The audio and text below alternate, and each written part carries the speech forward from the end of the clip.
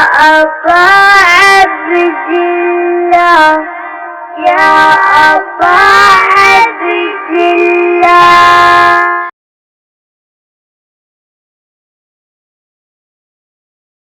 من الشیطان الرجیم. بسم اللہ الرحمن الرحیم. الحمد للہ الذی لا یبلغ مدحته القائلون ولا يحصي نعماءه العادون ولا يعدي حقه المجتهدون الذي ليس لصفته حد محدود ولا نعت موجود ولا وقت معدود ولا أجل ممدود فطر الخلائق بقدرته ونشر الرياح برحمته. الصلاة والسلام على الرسول المسدد المصطفى الأمجد المحمود الأحمد سيدنا ومولانا ومولى الكونين جد الحسن والحسين وعاني والقاسم محمد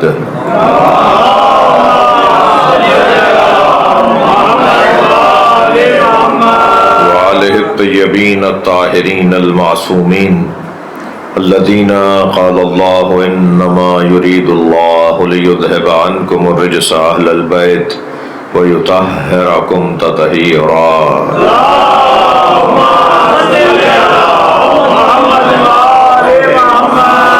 ولعنة الله على أعدائهم أجمعين من يوم عداوتهم إلى قيام يوم الدين. أما بعد، قال الحكيم في قرآن الكريم: بسم الله الرحمن الرحيم. ويقول الذين كفروا لست مرسلا قل كفى بالله شهيدا بيني وبينكم ومن عنده علم الكتاب. صلوات.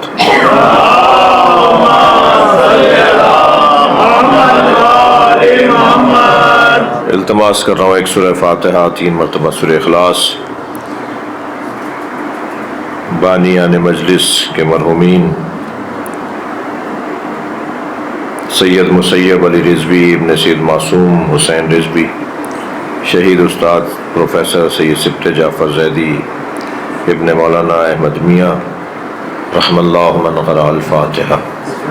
بسم اللہ الرحمن الرحیم. الحمد للہ رب العالمین الرحمن الرحیم مالک یوم الدین.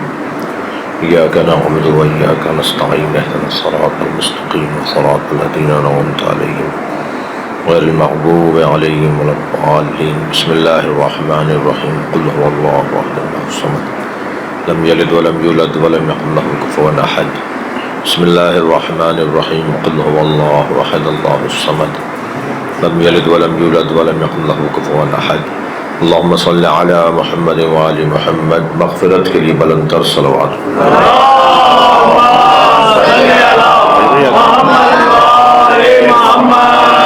ایک اور بلند صلوات نبی کے ساتھ.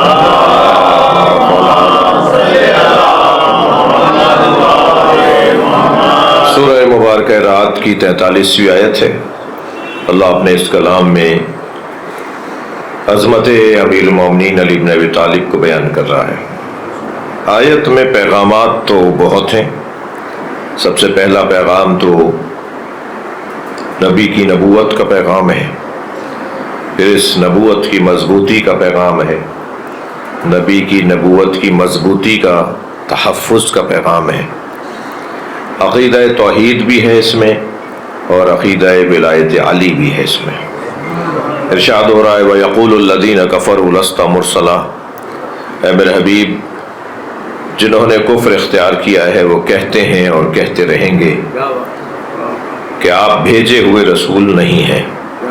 قل، اے میرے حبیب ان سے کہہ دیجئے کفا باللہ شہیدن، گواہی کے لیے اللہ کافی ہے، بینی و بینکم، میرے اور تمہارے درمیان، ومن عندہ علم الکتاب، اور وہ کہ جس کے پاس الکتاب کا، مکمل کتاب کا، ہر آسمانی کتاب کا علم ہے. مولا کائنات اپنے سینے پہ ہاتھ رکھ کے فرماتے ہیں کہ قرآن میں میری سب سے بڑی فضیلت یہ ہے کہ اللہ نے مجھے اپنے ساتھ گواہ رسول بنایا ہے. صلوات پڑھ لیں محمد وآلہ.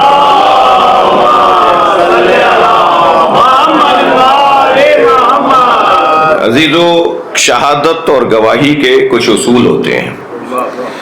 گواہ کہلانے تک کچھ شرائط کا حامل ہوتا ہے. ہر شخص کا بولنا گواہی نہیں ہے. ہم جو پڑھتے ہیں لا الہ الا اللہ محمد الرسول اللہ، اس کو کیا کہتے ہیں؟ کلمہ شہادت. جی صرف جنازوں پر ہی اعلان نہیں ہوتا. صلوات پڑھیں ذرا محمد.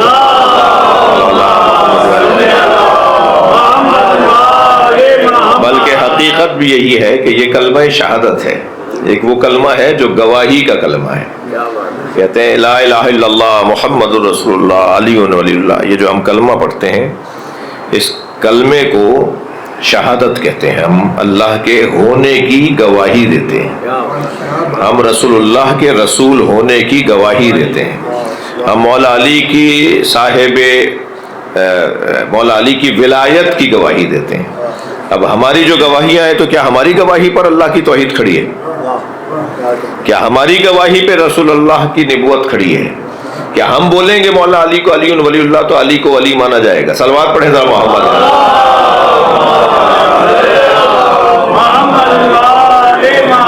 ہرگز ایسا نہیں ہے. یہ جو ہماری گواہی ہے، میں اگر اس کو طویل گفتگو کے بجائے ایک جملے میں کہنا چاہوں تو یہ جو ہماری توحید اور نبوت اور ولایت پر گواہی ہے، لا الہ الا اللہ محمد الرسول اللہ علیہ وسلم، یہ جو ہماری گواہی ہے، یہ ان کی ہونے پر گواہی نہیں ہے، ہمارے مومن ہونے پہ گواہی ہے. ہم گویا ان کا اقرار کر کے یہ اعلان کر رہے ہوتے ہیں منور بھائی کہ ہم مسلمان ہیں، ہم مومن ہیں. ہمارے کہنے سے تو وہ اللہ وحدہ لا شریک نہیں ہو رہا. ہمارے کہنے سے کوئی دنیا مانے نہ مانے وہ اللہ ہے، رسول اللہ کو کوئی مانے یا نہ مانے وہ ہیں. جی ایسے ہی مولا کائنات کو کوئی ولی اور صاحب ولایت مانے یا نہ مانے علی ولی ہیں. تو یہ جو گواہی ہے یہ بولنا ہے. ہر بولنے والا، توجہ چاہوں گا، ہر بولنے والا گواہ نہیں ہے. جس مفہوم گواہی کی بات اس آیہ کریمہ میں ہو رہی ہے، وہ ہر بولنے والا علی ہر بولنے والا نہیں ہے. جی رسول اللہ ہر بولنے والے نہیں ہیں. جی یعنی جو بول رہے ہیں تو صاحب معاذ اللہ نہیں، وہ ان کا بولنا کوئی اور بولنا ہے. تو یہ جو اللہ گواہ بن رہا ہے رسول اللہ کی نبوت کے اوپر. اچھا، قرآن مجید میں گواہی کے بارے میں بہت کچھ بڑے مفاہیم بیان ہوئے ہیں، بہت سی آیات نازل ہوئی ہیں گواہی کے حوالے سے.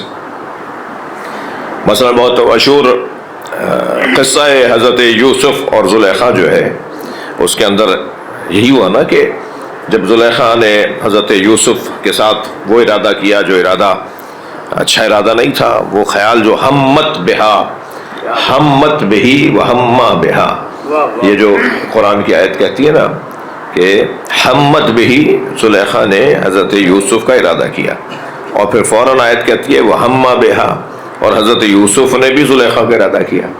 اب اس آیت سے یہاں تک یہ شاہکار ہے عربی ادبیات کا آیت کا یہ حصہ.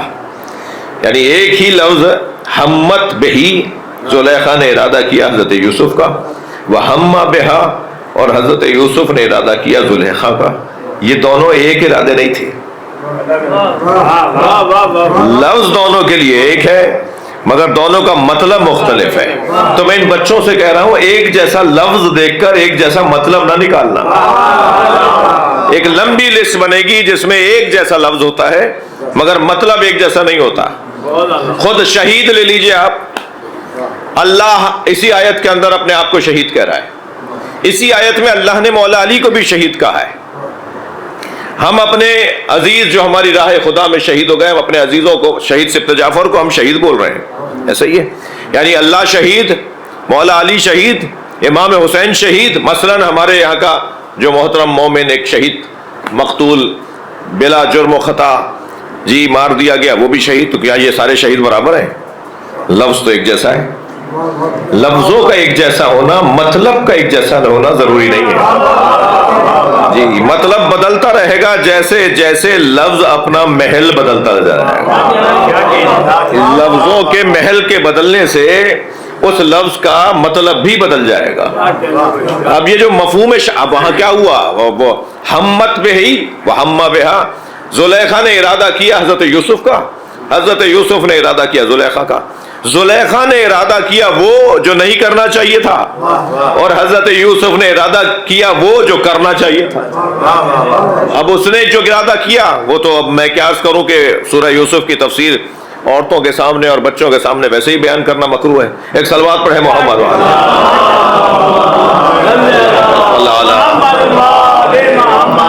اور بلند صلوات نبی کے.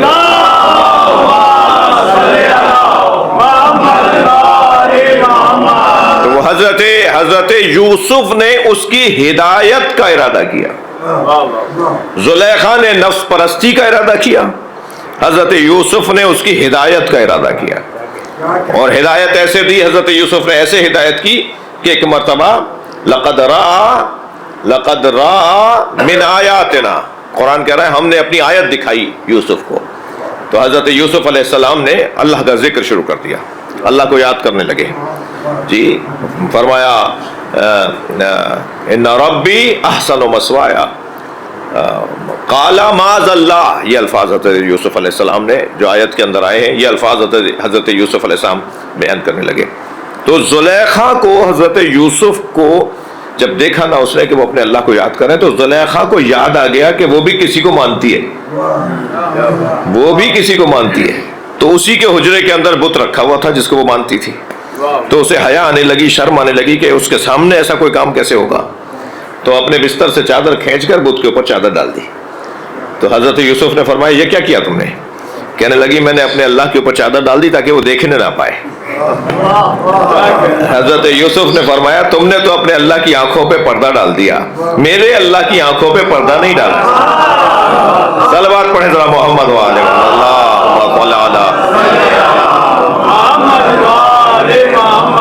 تو وہ ارادہ کر رہی تھی برائی کا اور یہ ارادہ کر رہے تھے ہدایت کا. تو یہ اس میں جب یہ ہوا تو ایک مرتبہ حضرت یوسف اپنے آپ کو بچانے کے لیے اللہ سے مدد مانگنے کے لیے دروازے کی طرف دوڑے. وہ پیچھے پیچھے دوڑی, آخر میں جا کے اس کا ہاتھ پہنچ گیا حضرت یوسف تک. اس نے جو پکڑا تو حضرت یوسف آگے بڑھ رہے تھے, قمیص پیچھے سے پھٹ گئی. اب جب قمیص پھٹی تو ایک مرتبہ دروازہ کھل گیا. دروازہ کھلا تو سامنے ہی زلیخا کا شوہر کھڑا ہوا تھا.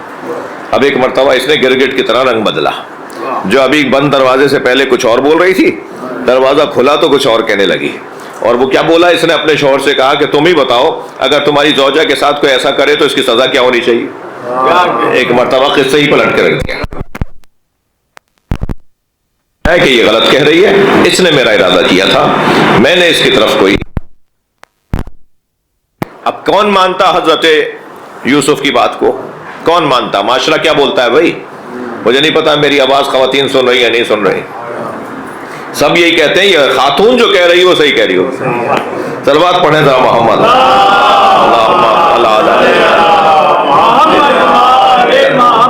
کہاں مانا جاتا ہے؟ کہیں اگر ایسے کوئی تکرار ہو جائے, کوئی مسئلہ ہو جائے, یہ محترمہ گاڑی چلانے کے لیے اپنی گاڑی نکال کے گئی اور کسی کی گاڑی کو مار دیا, اب مجمع لگ گیا وہاں پر. اب سب اسی کو کہہ رہے ہیں کہ جس کی گاڑی لگی ہے, ارے بھائی اس نے ماری ہے میری گاڑی. کہ نہیں خاتون ہے, تم نے کچھ کیا ہوگا. اب یہ کوئی اتنی مثالیں ہیں کہ معاشرے کے اندر ہمیشہ انہی کی مانی جائے گی. یہ بہت فائدہ اٹھاتی ہیں اپنے صنف نازک ہونے کا. صلوات ذرا نبی کی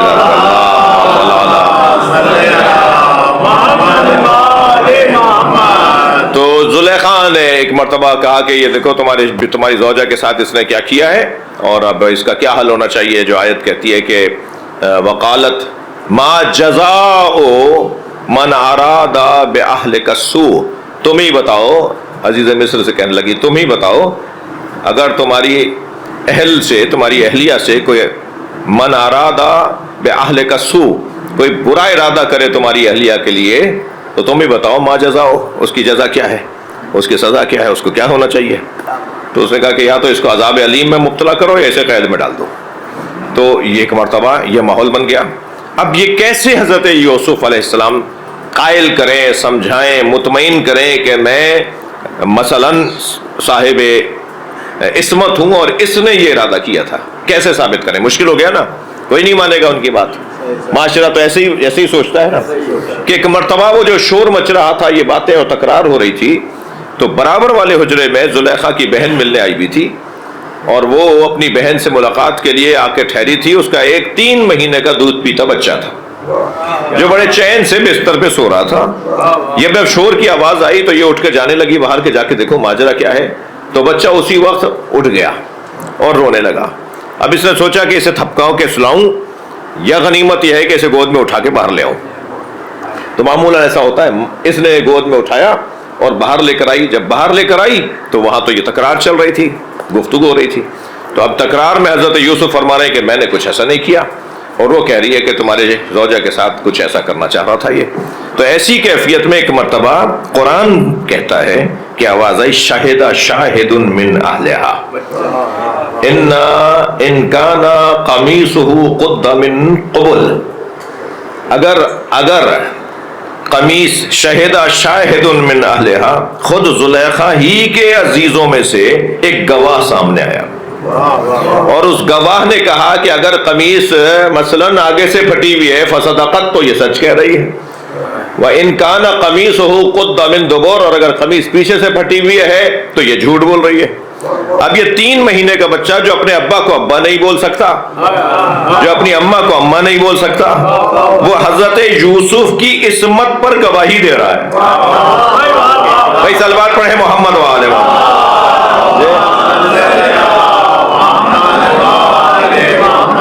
اور جب ایک 3 مہینے کا بچہ جو ابھی دودھ پیتا بچہ ہے، وہ جب کسی کی پاک دامنی پر گواہی دے، تو پھر اب یہ سوال نہیں ہوگا کہ یہ بڑا ہونا چاہیے، اسے مرد ہونا چاہیے، اسے بالغ ہونا چاہیے۔ جو کام اعجاز سے ہوتا ہے، جو کام معجزے سے ہوتا ہے، وہ دشمنوں کی زبانوں کو بند کر دیتا ہے۔ لہٰذا ہمارے 11 اماموں نے معجزے سے اپنی امامت نہیں منوائی، مگر 12واں آنے والا معجزے سے منوائے گا۔ صلوات پڑھیں محمد وآلہ محمد۔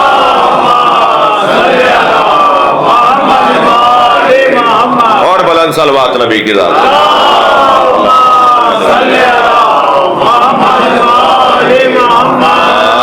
ہرگز یہ مطلب نہیں ہے کہ ہمارے 11 اماموں نے معجزے نہیں دکھائے، لیکن 12واں آئے گا تو معجزے دکھائے گا، میرے مولا معجزے دکھائیں گے۔ میرا ہرگز یہ کہنا نہیں ہے، کہنا یہ ہے کہ اپنی امامت میں لوگوں کو جو ہدایت امام زمانہ دیں گے نا، وہ معجزے سے ہدایت دیں گے۔ جی، جس مجمع کی طرف دیکھ لیں گے ان میں سے سارے جاہل عالم ہو جائیں گے۔ کسی بنجر زمین کی طرف غور سے دیکھیں گے، وہاں دیکھتے ہی دیکھتے ایک مرتبہ پھول پودے نکلنا شروع ہو جائیں گے۔ کوئی مریض حضرت کو نظر آئے گا، صرف حضرت اس کی طرف شفا کی نگاہوں سے دیکھیں گے، اس کی بیماریاں دور ہو جائیں گی۔ یہ تمام ائمہ نے ایسا نہیں کیا ہے۔ صلوات پڑھیں محمد و آل محمد۔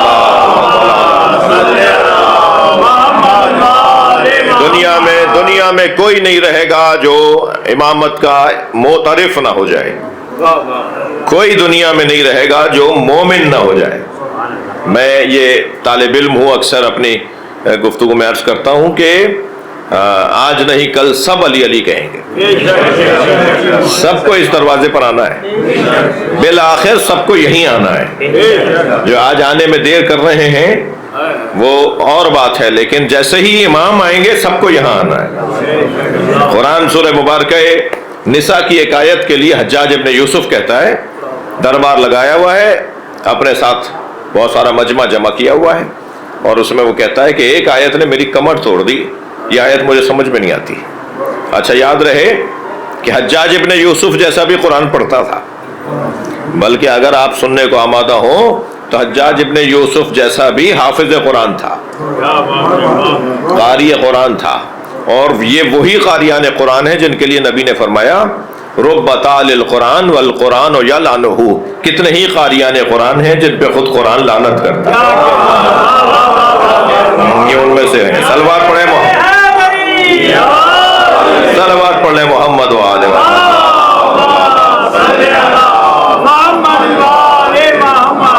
تو کہتا ہے ایک آیت نے میری کمر توڑ دی۔ اچھا اب اس روایت کے اندر عجیب اور حسین منظر بنتا ہے، اور میرے کم سن ساتھی اور نوجوان تشریف فرما ہیں، خاص طور پر بزرگوں سے مجھے دعا چاہیے اور ان سے مجھے بات کرنی ہے، وہ یہ کہ جیسے ہم اپنی اخلاقیات میں ایک بات کو بار بار دہراتے ہیں اور سمجھنے کی کوشش کرتے ہیں کہ ہمیں کسی کی ذاتیات پر حملہ نہیں کرنا چاہیے. وہ ایسا کیوں کھاتے ہیں، وہ ایسا کیوں بولتے ہیں، وہ ایسا کیوں کرتے ہیں، یہ جو ذاتیات ہیں نا، اور خاص طور پر جن مسائل کے اندر کسی کا مفاد شامل ہو، کسی کی بہتری کا پہلو شامل ہو، اس کے اندر بہت احتیاط کی ضرورت ہے. اب ہوتا کیا ہے، ہمارے یہاں منور بھائی قومیات کے، پرانے قومیات کی ایک شخصیت بیٹھی ہوئی ہیں، غیور بھائی قومیات کے لوگ، جی یہ اگر کہیں آپ کو نظر آ جائے جہاں آپ نہیں جاتے، جہاں آپ کو نہیں بلایا جاتا، ورنہ لڈو تو بھوسوں کے دل میں پھوٹ رہے ہوتے ہیں کہ ہمیں کیوں نہیں بلا لیا فلاں نے، ہم فلاں میٹنگ میں کیوں نہیں بلا لیے گئے. جی دل تو ان کا بھی چاہ رہا ہوتا ہے جی، لیکن اگر آپ کو نہیں بلایا گیا اور کسی کو بلا لیا گیا تو فوراً یہ تہمت نہیں لگاؤ کہ صاحب یہ تو ایسے ہیں اور یہ تو ویسے ہیں اور انہیں تو یہ چاہیے ہوگا، انہیں تو وہ چاہیے ہوگا. یہ جو ہمارے یہاں ایک بیماری سی ہے، فوراً تبصرے شروع ہو جاتے ہیں. اچھا جو منفی باتیں کر رہے ہوتے ہیں انہیں جھوٹے سے بھی کوئی بلا لے تو سچے سے بھاگتے ہوئے جائیں گے. اچھا انہیں تو موقع ہی نہیں ملا نا، تو موقع نہیں ملا تو جنہیں موقع مل رہا ہے ان کے اوپر شک و شبہ کر رہے ہیں کہ یہ تو یوں گئے ہوں گے، یہ تو یوں گئے ہوں گے. اب اس روایت میں آپ ذرا دیکھیے کہ حجاج کا دربار ہے جی، اور ایک نہیں کون سے نبی کا واقعہ ہے جو وہ نبی اپنے زمانے کے بادشاہ کے سامنے حق بات کرنے نہ گئے ہوں. کوئی ایک نبی کا تو بتائیے مجھے جو اپنے زمانے کے بادشاہ کے دربار میں حق بولنے نہ گئے ہوں. کسی ایک امام کا بتائیے جو نہ گئے ہوں. ہر امام معصوم نے حق اور سچ بولنے کے لیے ایسی جگہوں کا بھی انتخاب کیا جہاں جانا معمول کے مطابق ایک بڑے آدمی کے لیے مناسب نظر نہیں آتا. ہم میں سے کون بڑا ہوگا کسی نبی سے، کسی امام سے؟ لہذا اگر حق اور سچ بولنے کا موقع ملے اور کوئی ایسی جگہ ملے کہ جہاں جانا معمولاً صاحبان کردار لوگوں کی جگہ بنتی نہیں ہے، ٹھیک ہے، مگر وہ گئے. امام رضا کتنے عرصے تک مامون الرشید کے دربار میں تھے جی، حتیٰ اپنے بابا کے قاتل کے دربار میں تھے. مامون رشید کا باپ ہارون رشید، امام موسیٰ کاظم کا قاتل، اسی کے بیٹے کے دربار میں امام رضا تشریف فرمائے. اب میں جو روایت آپ کو سنا رہا ہوں، حجاج ابن یوسف کا دربار لگا ہوا ہے اور اس نے کہا ایک آیت نے تو میری کمر توڑ دی. اس نے کہا جی، لوگوں نے کہا جی کون سی آیت؟ تو اس نے سورہ نساء کی آیت پڑھی اور آیت یہ تھی کہ بسم اللہ الرحمن الرحیم وَإِن مِّنْ أَهْلِ الْكِتَابِ إِلَّا لِتُؤْمِنَنَّ بِهِ قَبْلَ مَوْتِهِ إِلَّا لِيُؤْمِنَنَّ بِهِ قَبْلَ مَوْتِهِ وَيَكُونُ عَلَيْهِمْ شَهِيدًا. جتنے بھی اہل کتاب ہیں وہ سب مرنے سے پہلے مومن ہو جائیں گے اور ان کے مومن ہونے پر گواہی دینے والا گواہی دے گا. تو حجاج کہنے لگا اس آیت نے میری کمر توڑ دی. میں روزانہ سن رہا ہوں کہ فلاں یہودی مر گیا اور فلاں عیسائی کا انتقال ہو گیا. وہ تو عیسائی مومن ہوئے بغیر مرے جا رہے ہیں. آئے دن ان کے مرنے کی خبر آ رہی ہے اور قرآن کہہ رہا ہے کہ اہل کتاب جو ہیں یعنی یہودی اور عیسائی وہ مومن ہوئے بغیر نہیں مریں گے اور ان کے ایمان پر گواہی بھی دی جائے گی، گواہی دینے والا گواہی بھی دے گا. تو یہ روزانہ مر رہے ہیں تو مومن نہیں ہو رہے، تو اب میں نے طے کر لیا ہے کہ میں ان کو اپنے ہاتھ سے ہی مار دیتا ہوں. اب اس کا تو یہی مزاج تھا نا کہ اللہ میں اب یہ طے کر رہا ہوں کہ میں ان کو جب ہو ہی نہیں رہے اور قرآن کہہ رہا ہے کہ یہ تو مومن ہو کے مریں گے. تو ابن حوشب نامی شخص نے، اب یہ ابن حوشب کون ہے؟ جب میں روایت مکمل کروں گا تو میرا محترم سننے والا مجمع محسوس کرے گا کہ یہ کون آدمی ہے. ابن حوشب نامی ایک بیٹھے ہوئے ایک شخصیت کی آواز آئی کہ امیر جان کی امان ہو تو کہوں؟ کہو. کہ یہ آیت تو آخری زمانے کی ہے جب حضرت مہدی ظہور فرمائیں گے. اللہم صل علی اور ان کے پیچھے حضرت عیسیٰ نماز پڑھیں گے تو دنیا کا کوئی اہل کتاب رہے گا ہی نہیں جو مومن نہ ہو جائے. تو تعجب سے کہنے لگا یہ بات کہاں سے لائے ہو؟ بات تو یہی ہے، اس کے علاوہ تو اس کی آیت کا کوئی مطلب ہی نہیں نکلتا.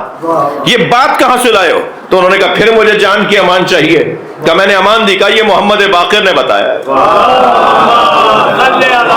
صلوات پڑھے محمد وآلہ اللہ. حوشب امام کا چاہنے والا ہے. ابن حوشب امام کے شاگرد ہیں اور دربار حجاج ابن یوسف میں بیٹھ کے حق بات کر رہے ہیں. صلوات پڑھے محمد وآلہ اللہ. نہ میں آپ کے دل میں اترا ہوا ہوں، نہ ابھی اسی مجلس میں کون کیا سوچ رہا ہے مجھے کیا پتا، اور نہ ہی آپ میرے دل میں اترے ہوئے ہیں کہ میں کیا سوچ رہا ہوں آپ کو کیا پتا. تو جو معاملات امر قلبی کے ہیں اسے چھوڑ دیجئے اللہ اور اللہ کے رسول پر، کہ انہیں خود اپنی قبر میں جواب دینا ہے، انہیں خود اپنے مولا کو جواب دینا ہے. مجھے آپ کے اوپر اور آپ کو میرے اوپر، میں عمومی بات کر رہا ہوں، اور آپ کو آپ پر اور آپ کو آپ پر اللہ نے کوتوال نہیں بنایا. ایک وقت آئے گا کہ جب منظر بدلتے نظر آئیں گے. ہر امام معصوم اپنے زمانے کے اندر، اپنے دور کے اندر، اپنی امامت کے دور میں جس انداز سے امامت کو لے کے چلے ہیں وہ اپنی جگہ ایک مکمل مثال ہے، ایک حسین مثال ہے، ایک سمجھنے والوں کے لیے ایک رہنما مثال ہے. عزیزو سب اب وہ گواہی میں کیا ہوا؟ اب قرآن کہہ رہا ہے کہ ایک گواہ پیدا ہوا، یعنی ایک گواہ سامنے آیا. شاہد من اہلہا، جو خود زلیخا ہی کے گھر سے تھا. میں بچوں کے لیے ایک جملہ کہہ دوں. جملہ یہ عرض کر رہا ہوں کہ جو گھر کی گواہی ہے نا بڑی خطرناک ہے، اور اللہ نے ہر ایک کے ساتھ گھر کی گواہی رکھی ہوئی ہے. قرآن کہتا ہے آخرت میں ہاتھ گواہی دیں گے اس کے خلاف جس کا وہ ہاتھ ہوگا. قرآن یہ کہہ رہا ہے کہ کان گواہی دیں گے اسی کے خلاف جس کا وہ کان ہوگا. تو یہ گھر کی گواہی بڑی خطرناک ہے. یہ گھر ہی کی تو گواہی ہے. اس ہاتھ سے کیسے چھپا لوں گا میں اپنا کام؟ اسی سے تو کیا تھا، کہے گا مجھ سے تو انہوں نے تھپڑ مارا تھا، میرے ذریعے سے ہی تو انہوں نے ادھر سے ادھر چیز اٹھا کے رکھ دی تھی. یہ آنکھ کہے گی کہ میں نہیں تو میرے ذریعے سے تو دیکھا تھا انہوں نے. کان کہے گا یہ میرے ذریعے سے ہی تو سنا تھا انہوں نے. یہ جیسے زلیخا کے خلاف گھر کی گواہی آئی ہے نا، ایسے ہم میں سے ہر ایک کے ساتھ گھر کا گواہ تیار بیٹھا ہے.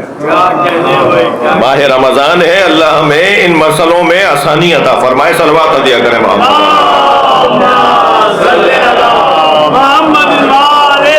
مگر سوال میرا یہ تھا جو اب تک باقی رہا، سوال یہ ہے کہ شاہد من اہلہا، یہ جو گواہ ہے نا گواہ، تو یہ کون سا گواہ ہے بھائی؟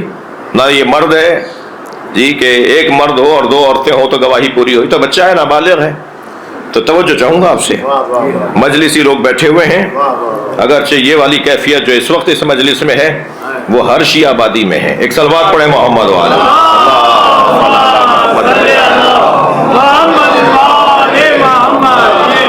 ایک اور بلند صلوات. راج بھائی راج، ایک اور بلند صلوات.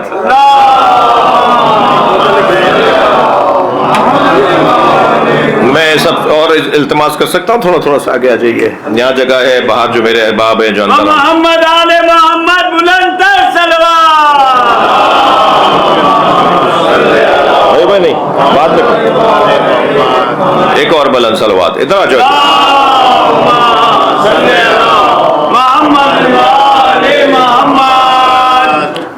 ایک اور صلوات ربی کا.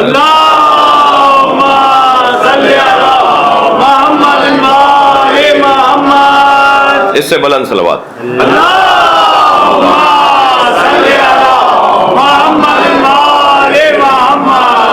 گواہی کو حسی ہونا چاہیے، حدثی گواہی قبول نہیں ہوتی. آنکھوں سے دیکھنا. صلوات پڑھے ذرا محمد والا.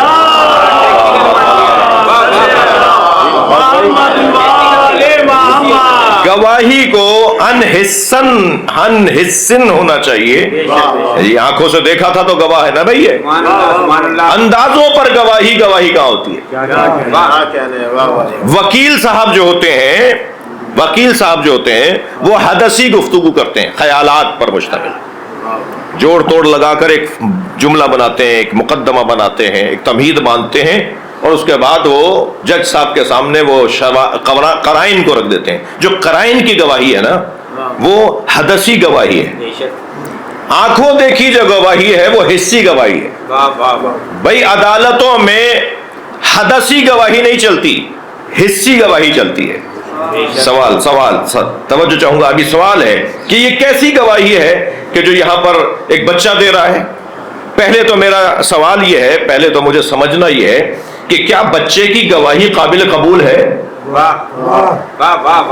अगर इस मुकद्दमे को जो मैं अभी बांधना चाह रहा हूं इसको तवज्जो कर लें कि जहां जहां अहकामात में गवाही दी जाती है उसका हिस्सी होना जरूरी है, और जहां जहां अकायद में गवाही दी जाती है नारा है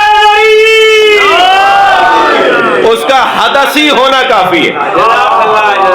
यानी अगर कहीं सजा सुनाई जाएगी, अहकाम सुनाया जाएगा, हुक्म सुनाया जाएगा, जहां जहां हुक्म सुनाया जाने और हुक्म सुनाने का मरहला आएगा वहां गवाही हिस्सी होनी चाहिए।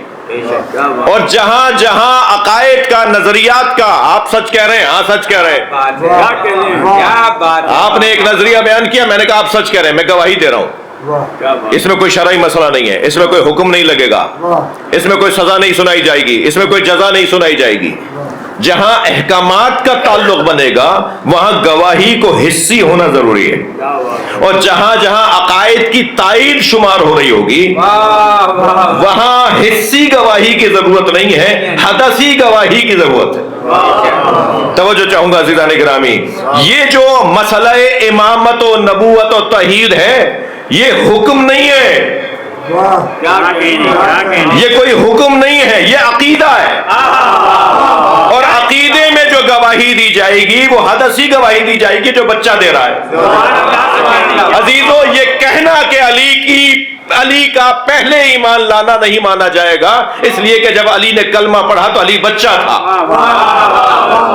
ये हमारे मुखालिफों की तरफ से कहना कि अली का पहला कलमा पढ़ने वालों में नाम लेना कि सबसे पहले कलमा पढ़ने वालों में अली थे, और ये तकसीम करना बच्चों में अली थे, तो यहां बच्चे और बड़े का मसला ही नहीं है।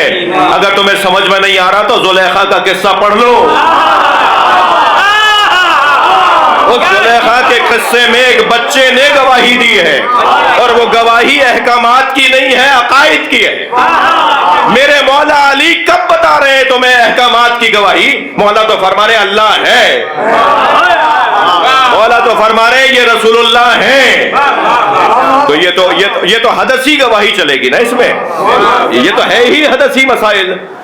अब सवाल यह है कि अल्लाह ने मौला अली को अपने साथ गवाह रसूल बनाया है। क्या बात है, भाई अल्लाह ने नबी को नबूवत दी तो वो तो गवाह बनना बनता है जी। कह दे मेरे हबीब इनसे कह दे कि मेरे ऊपर, मेरी रिसालत के ऊपर गवाही के लिए अल्लाह काफी है। अल्लाह ने अल्लाह ने नबी बनाया है ना, अल्लाह ने रसूल बनाया है ना, जिसने नबी और रसूल बनाया है उसका गवाह बनना तो बनता है। ये मौला अली अल्लाह के साथ गवाह रसूल कैसे हैं? इसको अगर एक जुमले में मैं कहना चाहूं तो ऐसे हैं कि अल्लाह नबी बना रहा था तो गवाह है, और ये नबी बनते देख रहे थे तो गवाह है। सलावत पढ़ने मोहम्मद व आले मोहम्मद।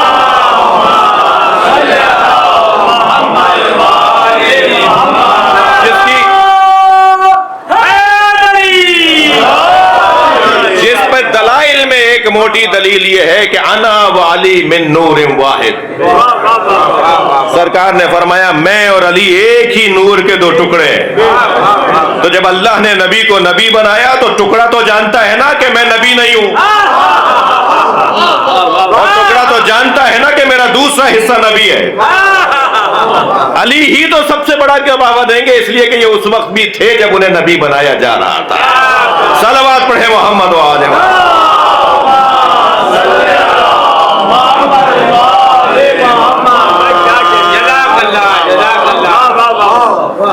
गवाहे रसूल अली मौला, जिस नबी का कोई साया नहीं था उसी के साये को अली कहते हैं, हमेशा साथ साथ रहने वाली जात।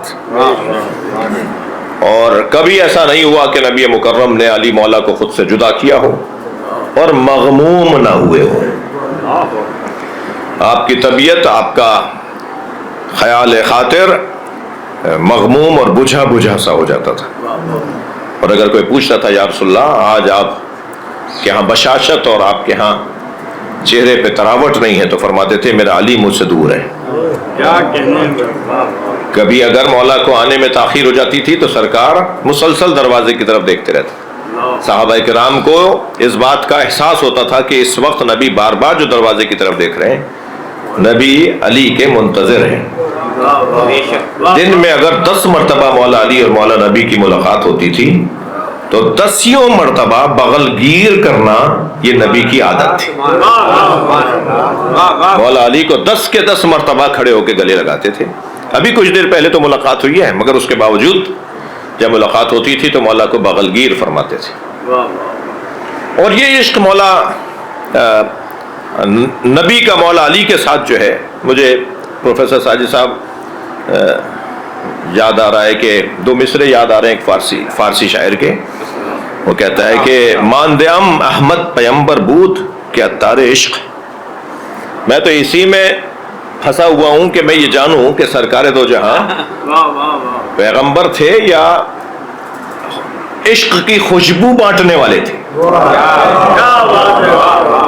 ماندیم احمد پیمبر بود کہ اتار عشق از بس کے سلمان ہارا مسلمان کرد بے بوئے علی.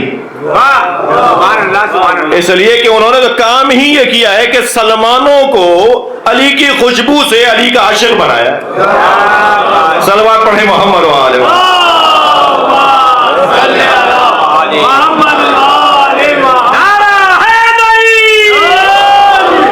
از بس کے سلمان ہارا مسلمان کر بے بوئے علی. مولا علی کی خوشبو سے سلمانوں کو مسلمان بنایا ہے. بہت سارے سلمانوں کو مسلمان علی کی خوشبو سے بنایا ہے جی. اور یہ کیفیت مولا علی کی بھی مولا نبی کے ساتھ تھی.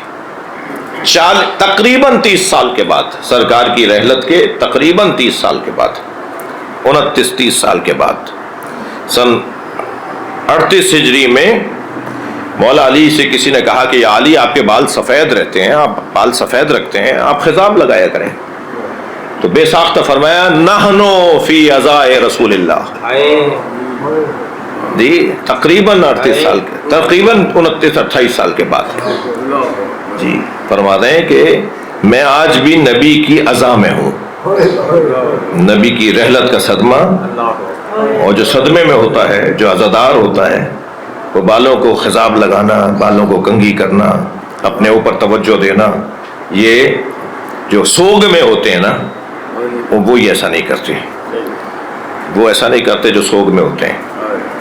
اور ہمارے یہاں بھی بعض بزرگ تشریف فرما ہیں.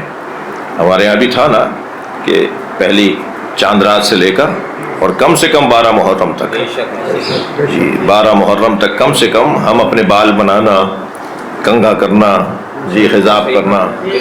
اور میں تو ملنگوں کی اولاد ہوں. ہمارے والد تو 8 ربیع الاول تک اسی ملنگوں والی اسی کیفیت میں رہتے تھے. کالے کپڑے کبھی تبدیل نہیں کرتے. 2.25 مہینے کالے کپڑے پہننا. کپڑے بدلتے تھے، یہ نہیں کہ وہی کپڑا جی، مگر کالے ہی کپڑے بدلیں گے بھی تو کالے کپڑے پہنے. اور زمین پر بیٹھنا، فرش پر بیٹھنا. اور یہ ہمارے یہاں تھا یا نہیں تھا؟ تو اب جو عزاداری کے اندر اہتمام ہم نے خود سے کرنا چھوڑ دیا ہے، تو پھر عزاداری میں وہ روحانیت جو ہمارے بڑوں کے زمانے میں ہم نے دیکھی، وہ اب آج کے زمانے میں ہمیں مفقود نظر آ رہی ہے جی. سادہ، وہ غریب لوگ نہیں تھے، فقیر لوگ نہیں تھے جو کپڑے رنگوا کے پہنتے تھے. ان کے پاس پیسے کی کمی نہیں تھی. یعنی بڑے بڑے جاگیردار، بڑے بڑے پیسے والے لوگ بھی پرانے کپڑوں کو رنگوا کے پہنتے تھے کہ محرم میں نئے کپڑے نہیں پہنیں گے. یہ چلا گیا دور. یا جو لوگ اب بھی اس پہ عمل کر رہے ہیں ان کے ہاں کی روحانیت اپنی ہے. ان کے ہاں کی گفتگو، ان کے ہاں کا حلیہ، ان کے ہاں کا بولنا بات کرنا اب بھی مختلف ہے جی. تو آزمائشوں کا دور ہے اور مشکل دور ہے. اس میں البتہ مجھ جیسے حقیر فقیر کو یہ جو گفتگو میں کر رہا ہوں، یہ گفتگو کرنے کی بھی ضرورت ہے. خود اس پہ عمل کرنے کی بھی ضرورت ہے. ماحول کو دوبارہ سے روحانی ماحول بنایا جا سکتا ہے.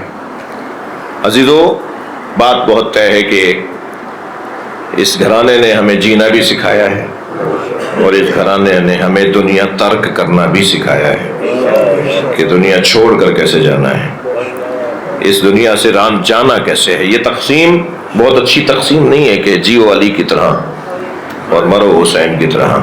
یہ نعرہ ہے، یہ کوئی حدیث نہیں ہے. جی، جیو بھی علی کی طرح اور دنیا سے جاؤ بھی علی کی طرح. جیو بھی حسن حسین مولا کی طرح اور دنیا سے جائیں بھی مولا حسین کی طرح. جامع ترین زندگی جینا بھی اور دنیا سے جانا بھی. اور ایسے گئے ہیں کہ گویا میں جو بظاہر نظر آ رہا ہے کہ ہم ہیں، ہمارے ہونے پہ شک کیا جائے گا، مگر حسین ہیں اس پر یقین کیا جائے گا. مولا علی ہیں اس پر ہمیں یقین کرنا پڑے گا. کون سا نام ہے، کون سی ذات ہے، کون سی کیفیت ہے کہ جو ہمیں اس چیز سے جوڑ دیتی ہے، وہ ان ہستیوں کا ذکر ہے. چلیے میرے ساتھ کچھ دیر کے لیے. ایام شہادت امیر المومنین شروع ہونے کو ہے، بلکہ آج کہیے کہ شروع ہو گئے. بعض جگہ تو خمسہ شروع ہو چکا ہے، بعض جگہ ایام شہادت امیر المومنین کی مجلسیں شروع ہو چکی ہیں. یہ مجلس بھی اسی عنوان کی مجلس ہے جو کل دن آئے گا،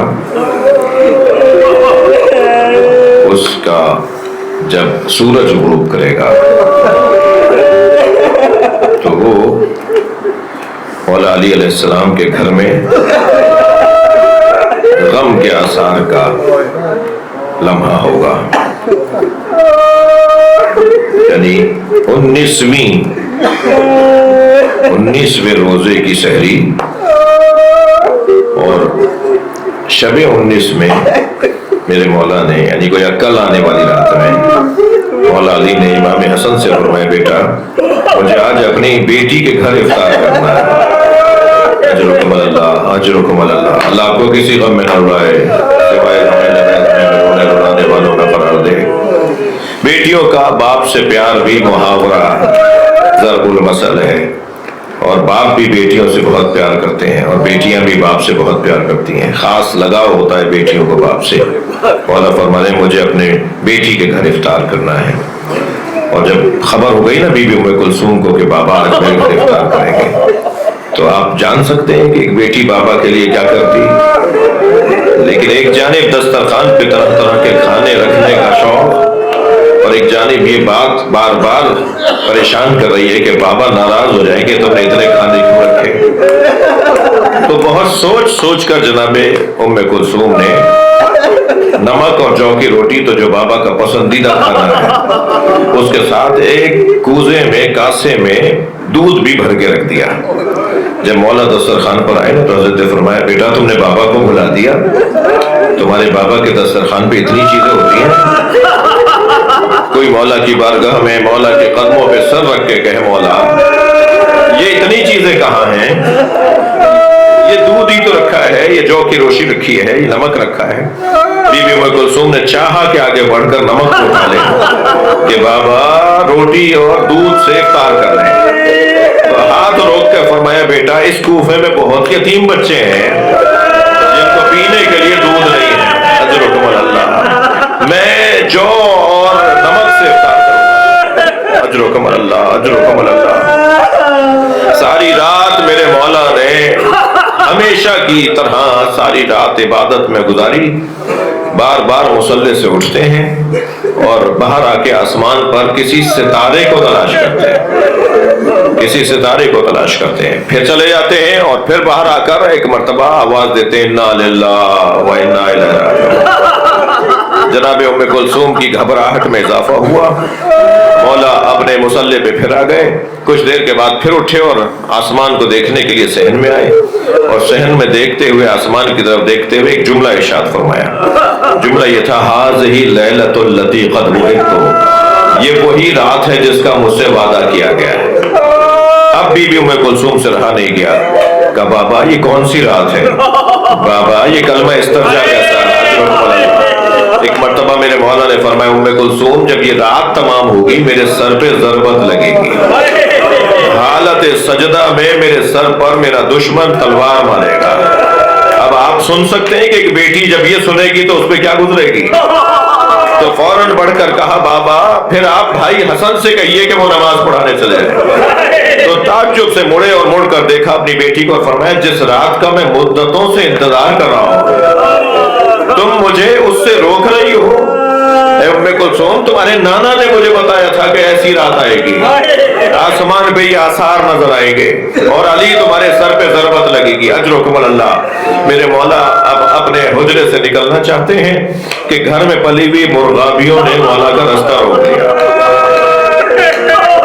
جن گھروں میں پرندے پلے ہوئے وہ جانتے ہیں کہ رات کی تاریکی میں پرندہ ایک کونا لے کے بیٹھ جاتا ہے، پرندہ رات کی تاریکی میں کونا لے کے بیٹھ جاتا ہے۔ یہ ایک مرتبہ علی مولا کے سامنے آ کے کھڑے ہو گئے، کبھی مولا کی آبا کو اپنی چونچ میں لے کے چوم رہے تھے، کبھی مولا علی کے پیروں کا بوسہ دے رہے تھے، علی رستہ بدلتے تھے تو یہ سامنے آ جاتے تھے، مرغابیاں بطخیں مولا زمین پر بیٹھ گئے، ہر ایک کے سر پر ان کے اوپر ہاتھ پھیرنے لگے اور بی بی سے دیکھ کر فرمایا بیٹا ام کلثوم یہ میرا نوحہ پڑھ رہی ہے، یہ میرا نوحہ پڑھ رہی ہے، اے بیٹا یہ میرا نوحہ پڑھ رہی ہے، اجرکم اللہ۔ انہیں پال سکو تو رکھنا، انہیں کھلا سکو تو رکھنا، ورنہ انہیں آزاد کر دینا۔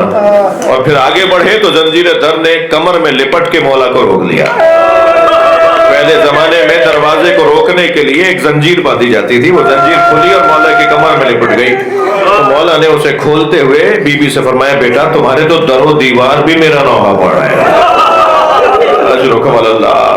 مولا بی بی کے گھر سے نکل کر مسجد میں گئے ہیں اور محراب میں پہنچے ہیں اور ایک مرتبہ محراب میں پہلا سجدہ مکمل ہوا، دوسرے سجدے میں علی بن ابی طالب ہیں کہ سر پہ ضربت لگی اور ضربت کا لگنا تھا کہ ہاتف غیبی کی آواز گونجی، الا قد تحطمت ارکان الہدی، الا قد قتل امیر المومنین، اللہ اکبر۔ ایک مرتبہ پوری فضا میں نوحے کی آوازیں بلند ہوئی، جبریل امین نے نوحہ پڑھنا شروع کیا، سلام ہو ان بیٹیوں پر جو اپنے بابا کا نوحہ اپنے گھر میں سن رہی تھی۔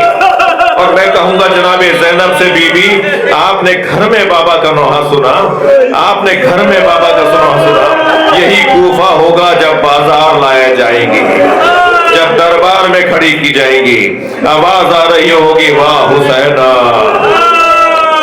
واہ محمدہ واہ علیہ،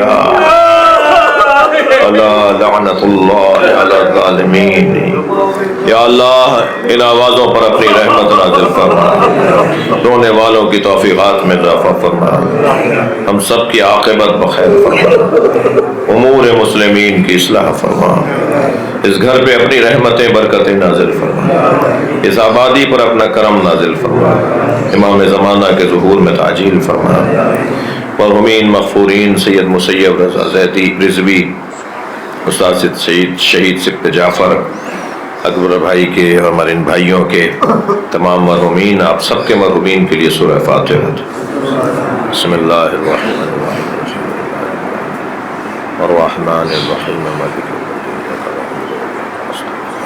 اهدنا الصراط المستقيم صراط الذين أنعمت عليهم غير المغضوب عليهم ولا الضالين بسم الله الرحمن الرحيم قل هو الله أحد